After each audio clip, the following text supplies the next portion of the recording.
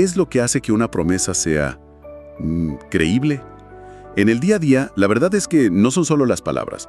Depende de en quién confiamos, ¿cierto? Y si esa confianza se rompe, pues la promesa se deshace. Hoy vamos a explorar una idea que va en la dirección totalmente opuesta. Hablo de las promesas divinas, que según las fuentes que tenemos operan con una lógica distinta. Tenemos sobre la mesa un texto de teología reformada, que es bastante denso, un devocional muy personal llamado 30 promesas de Dios para ti y un pilar del pensamiento cristiano, Romanos capítulo 8.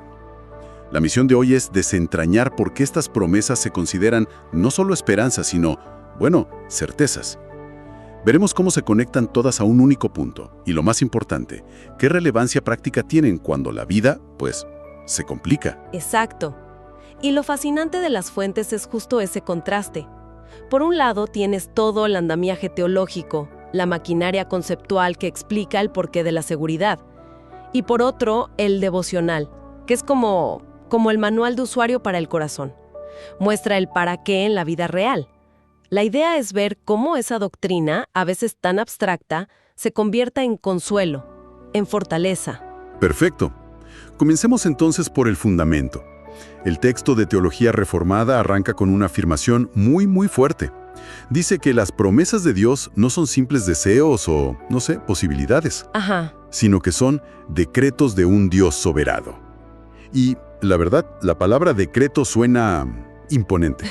Suena autoritaria, ¿sí? Exacto, como algo frío, distante, no como una promesa personal. Es una reacción muy natural. Pero en este marco teológico, esa autoridad es precisamente la fuente de la seguridad. Un deseo depende de las circunstancias, no. En cambio, un decreto depende únicamente de la voluntad y del poder de quien lo emite. El texto, de hecho, nos lleva a un pasaje clave, Números 23:19. Entiendo.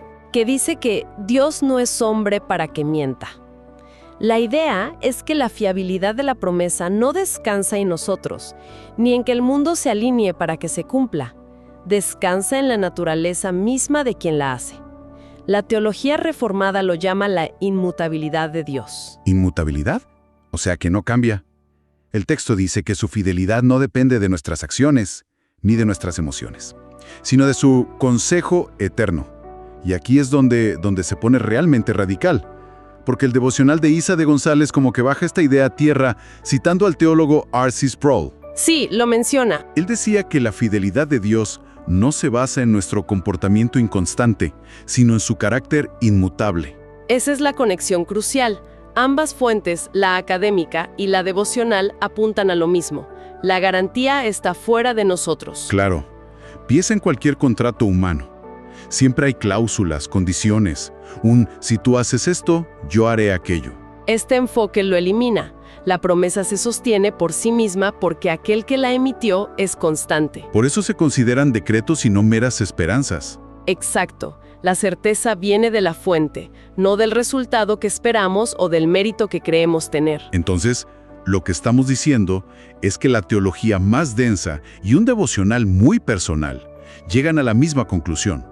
Que nuestro comportamiento, nuestra inconstancia, es casi irrelevante para la seguridad de la promesa. Así es. Eso choca con casi toda nuestra experiencia, ¿no? Donde todo es condicional, donde el afecto y la confianza se ganan y se pueden perder. Totalmente. Es una idea muy contracultural. ¿Y cómo se sostiene? Se sostiene porque el sistema entero está diseñado para no depender de la fragilidad humana. Es un cambio de paradigma total. En lugar de mirar hacia adentro para encontrar la seguridad, nuestra fuerza, nuestra fe, este marco te obliga a mirar hacia afuera, hacia el carácter de Dios. Es la diferencia entre un puente que construimos nosotros con los materiales que encontramos por ahí. Ya veo. Y un puente que ya existe, sólido, de roca, y por el que solo tenemos que decidirnos a cruzar. Ok, entiendo la base. El carácter inmutable de Dios como la roca.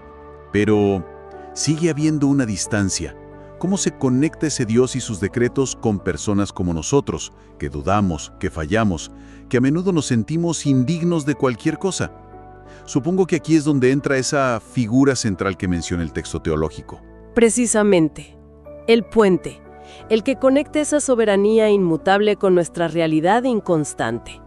El texto lo llama el pacto de gracia y afirma que este pacto es mediado por una sola figura, Jesucristo. Aquí todo converge. Ujú.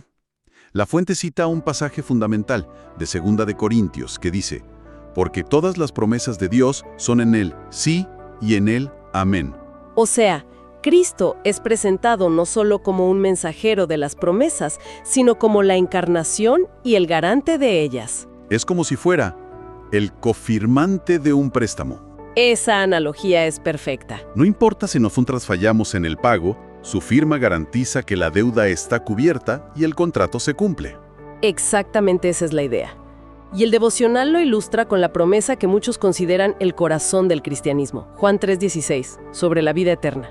Dice que el amor de Dios no es teórico, sino activo y personal al entregar a su Hijo. Claro, Esto refuerza esa idea de que la salvación, la promesa máxima, no depende de nuestros logros, depende de un acto que ya sucedió. Y eso nos lleva directamente a dos pilares de la teología reformada que el texto académico subraya: los principios de sola fide, solo por fe.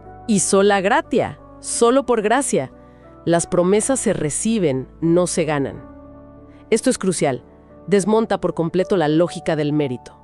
La fe no se ve como una obra que hacemos para merecer la promesa, sino como la mano abierta que la recibe. Es un alivio psicológico y espiritual enorme. Claro, porque elimina la ansiedad de tener que ser suficientemente bueno.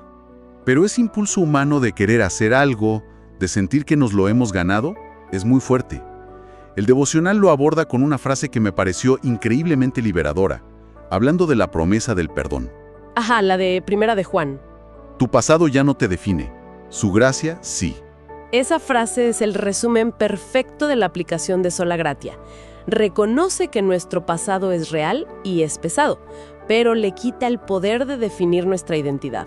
La definición ahora viene de una fuente externa. Exacto, la gracia de Dios validada en Cristo. Esa frase es muy potente. Tu pasado ya no te define. Pero para mucha gente el pasado se siente muy definitorio. La culpa, los errores, Las heridos, sí. son cosas que uno carga. ¿Qué dicen las fuentes como Romanos sobre cómo superar esa brecha entre la promesa teológica del perdón y la realidad emocional de la culpa que no se va? Es una excelente pregunta. Y Romanos 8, de hecho, aborda esa tensión directamente. No niega el sufrimiento ni la lucha interna. De hecho, habla de gemir. Pero lo recontextualiza. La idea no es que los sentimientos de culpa desaparezcan por arte de magia, sino que pierden su poder de condenación. Condenación, sí. Romanos 8 empieza diciendo: ahora pues ninguna condenación hay para los que están en Cristo Jesús. Fíjate que no dice ninguna culpa o ningún recuerdo doloroso, dice ninguna condenación. Exacto. Es un veredicto legal, un estatus que se declara sobre la persona, independientemente de cómo se sienta. La teología argumenta que los sentimientos, con el tiempo, empiezan a alinearse con esa verdad. Pero la verdad no depende de los sentimientos. Entiendo el andamiaje teológico, la verdad objetiva. Pero seamos honestos, para alguien que está pasando un mal momento, que se siente solo, cansado, Abrumado, sí. abrumado por las circunstancias, todo esto puede sonar muy abstracto. ¿Cómo aterriza esta idea en la vida real, en el barro del día a día? El texto teológico lo anticita, y es una advertencia importante. Dice que el conocimiento de las promesas no es una herramienta para manipular a Dios o para exigirle resultados como si fuera un genio en una lámpara. Claro, no es una fórmula mágica, ¿no? Su propósito es otro: generar descanso y perseverancia en el creyente. La verdadera prueba de estas promesas, su valor real, se manifiesta precisamente en la dificultad, no en la ausencia de ella. Usemos el ejemplo central del devocional. El que abre la colección de promesas viene de Deuteronomio. Y es una promesa de presencia. Jehová tu Dios es el que va contigo, no te dejará ni te desamparará. El devocional explica que esta verdad trae paz no porque elimine los problemas, Ajá. sino porque asegura que nunca enfrentaremos las dificultades en soledad. Y cierra con una frase para meditar que es potentísima: aunque todos se aparten, Dios permanece. Su fidelidad es tu seguridad. Y esa idea, la de la presencia en medio de la adversidad, es un tema recurrente. El devocional también cita Isaías 43:2. Cuando pases por las aguas, yo estaré contigo, y si por los ríos, no te anegarán. Cuando pases por el fuego, no te quemarás. Es que la promesa no es un desvío para evitar el río o el fuego. Exacto. La promesa es compañía a través del peligro. No es te salvaré de esto, sino estaré contigo en esto. Cambia radicalmente la definición de seguridad. La seguridad no es la ausencia de amenazas. Sino la certeza de la compañía divina a pesar de ellas. Justo eso. Es que esa distinción es clave. No es no tendrás problemas, sino no estarás solo en tus problemas. Eso lo cambia todo. El texto teológico profundiza en por qué esa distinción es tan crucial para la perseverancia. Sí, lo hace. Lo conecta con la doctrina de la preservación de los santos. La idea es que la fe del creyente se mantiene no por su propia fuerza de voluntad, sino porque Dios lo sostiene activamente a lo largo de las pruebas. O sea que las dificultades no son señales de abandono. Al contrario, se ven como el contexto en el que su promesa de presencia se hace más real, más tangible. Es en el fuego donde compruebas que no te quemas. Es en el río donde experimentas que no te ahogas. Sin la prueba, la promesa sería solo una teoría. Y esto nos lleva directamente a Romanos 8, que parece llevar esta seguridad a su máxima expresión. El versículo 28 es muy conocido. Sí. Y sabemos que a los que aman a Dios, todas las cosas les ayudan a bien. Mucha gente interpreta esto como un optimismo mágico, que al final todo saldrá bien. Como un final feliz de película. Sí, pero es mucho más profundo. ¿En qué sentido? No dice que todas las cosas son buenas. El dolor es dolor. La pérdida es pérdida.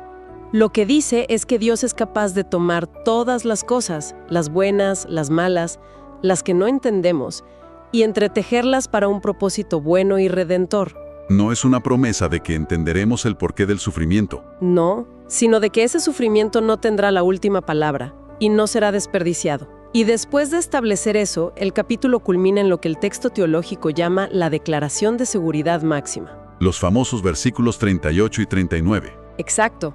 Por lo cual, estoy seguro de que ni la muerte, ni la vida, ni ángeles, ni principados, ni potestades, ni lo presente, ni lo porvenir, ni lo alto, ni lo profundo, ni ninguna otra cosa creada nos podrá separar del amor de Dios, que es en Cristo Jesús, Señor nuestro. ¿Esa es la aplicación final? Sí.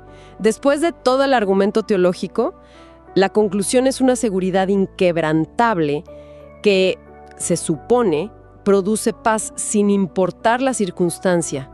No es optimismo, es una convicción anclada. Anclada en que el vínculo, garantizado por Cristo, es irrompible. Eso es. Entonces, haciendo un balance de nuestro análisis, hemos desentrañado una lógica muy particular.